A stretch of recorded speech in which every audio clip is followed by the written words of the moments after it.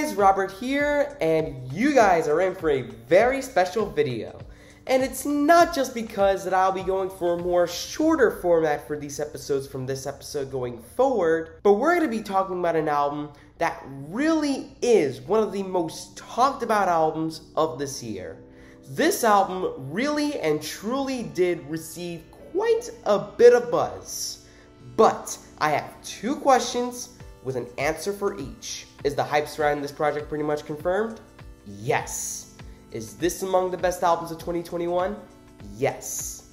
Welcome to episode 6 of RobGioRanks, where we're going to be talking about the debut full-length studio album from ALEPH, Ego Death.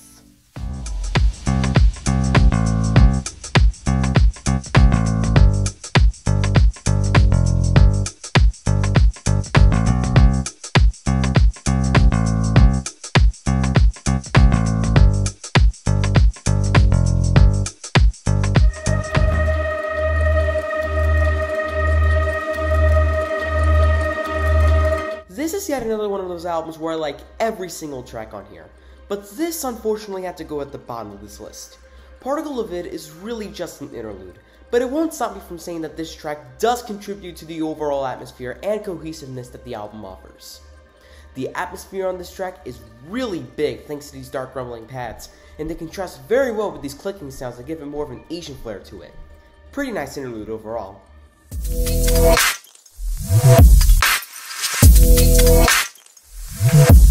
Out of all the full tracks on the album, Essence Recall is probably the most forgettable of them all. It just doesn't hit me as hard as the other tracks on the album. That said though, I still like the smooth trap-ish production to this thing a lot, and the sound design is really good.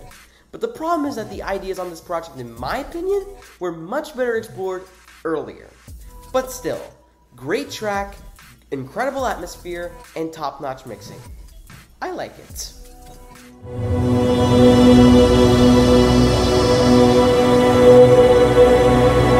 And here we have another interlude that left me more of a strong impression than my bottom pick.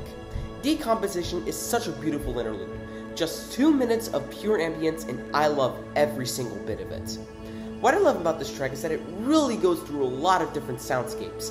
In the first half, it sounds really serene while simultaneously giving off a lonely vibe, but towards the second half, you get these clanking noises that sound like you've just entered a factory. Awesome interlude. I love it.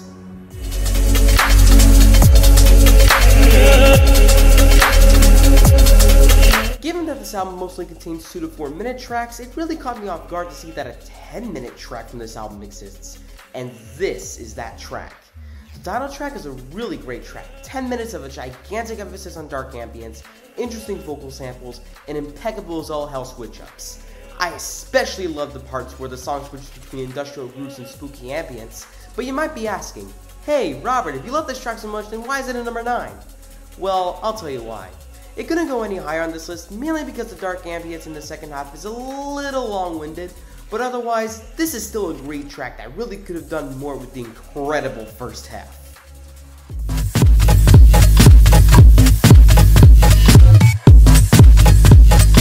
You know, it's always nice to have a track that lets you know where you're getting into, and REM nails that down in just 4 minutes.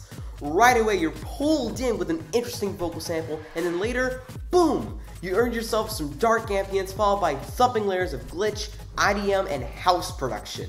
And a huge sense of space and phenomenal percussion. Just what a great opener of a track this one is. Everything here is just so insanely detailed and I love it.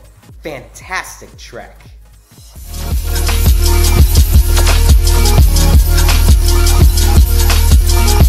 Now this is such an uplifting way to close out the album. What I love about this stream is that it starts very smooth with all these pianos, and then the futuristic hip-hop elements start to slowly come in, and it's so nice. It actually reminds me of Tyler the Creator for some weird reason. I could actually see him rapping over this. What makes this a futuristic-ass track is the fact that there are synths that actually sound like electric guitars, and that small touch alone just only made this track become all the more unique. What a fitting ending to already an excellent album. Awesome track.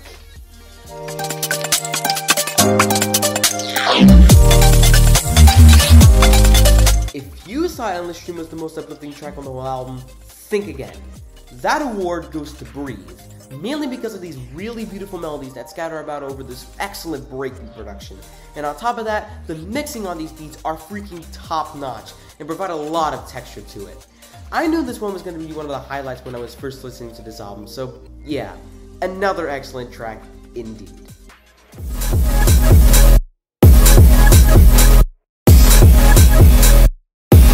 This album started pretty strong with REM, but Polymer is where I think this album really got started. It starts with what I think sounds like an Asian sounding instrument, but then 29 seconds in, this distorted beat and hard-hitting bass come in, which works well with these very satisfying as all hell synths, and it's especially noticeable at the 158 mark where it transitions to this pretty dope garage section.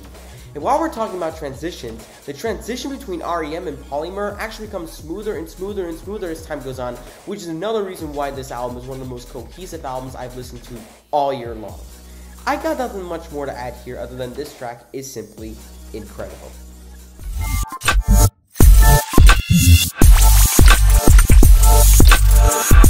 If I can point to one track from this album that actually grew on me with each successive listen, it's Retrospect.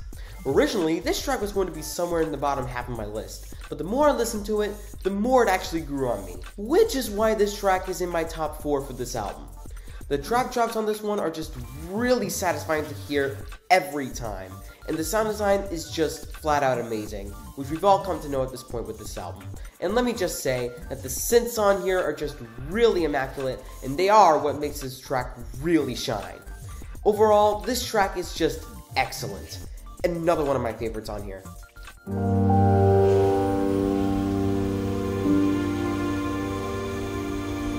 When it comes to emotional high points on this album, Recovery takes the cake. The pianos and strings are what makes this track stand out a lot, as well as the nocturnal atmosphere this track creates thanks to the distant sounds of insects. That's really all there is to it, and yet in just 3 minutes, it packs in so much emotional resonance.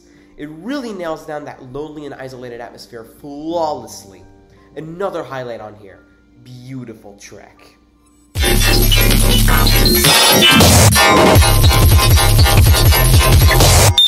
This track is crazy. Plain and simple.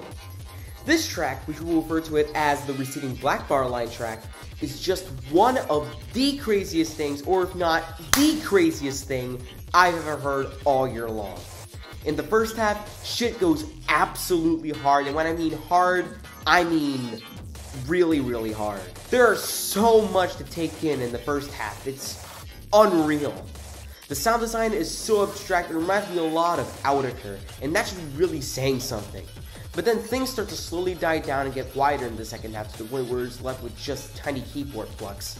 What makes this track stand out is just the title alone, which I think is a representation of the evolution and intensity of the track. When you think about it, the darker bars kind of represent the insanely detailed parts of the track which are placed towards the beginning, but the lighter bars on the other hand represent the quieter parts of the track which are placed towards the end. Like, this track is just flat out nuts, and I love every bit of it.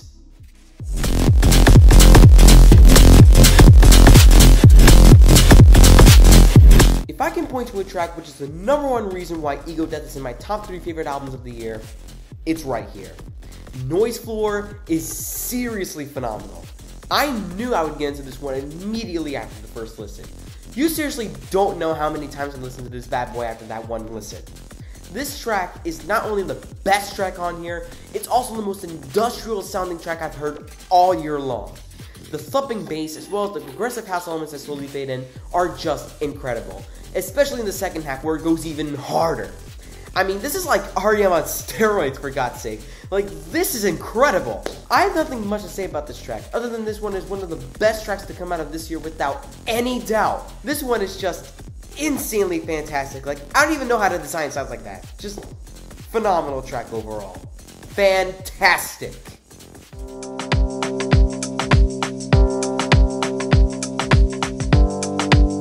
Here's what I thought about Ego Death. This album is without question in my top 3 favorite albums of the year, point blank period.